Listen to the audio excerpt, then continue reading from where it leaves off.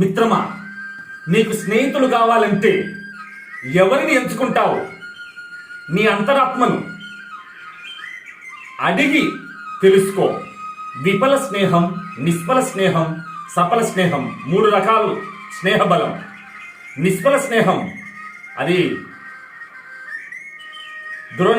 దుర్యోధన ద్రోణ ద్రుపదుల స్నేహం నిష్ఫలం, దుఃఖమే తప్ప సుఖం లేదు. ద్రోణాచార్య కర్ణ,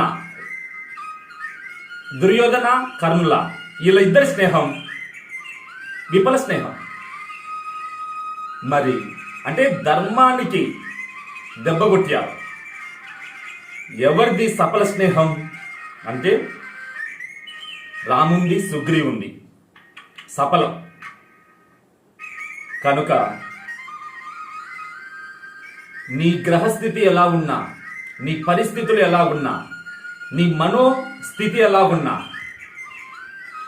జ్ఞానం స్థితిని, ఆత్మ వైభవ స్థితిని ఎప్పుడు గుర్తిస్తావో అప్పుడు నీ ప్రపంచ పరిస్థితులన్నీ సమస్థితిలో నిన్ను రక్షిస్తాయి.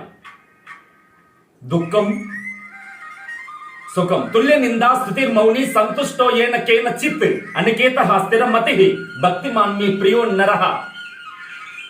ద్వంద్వాలను జయించిన వాడే సహస్రావధాని.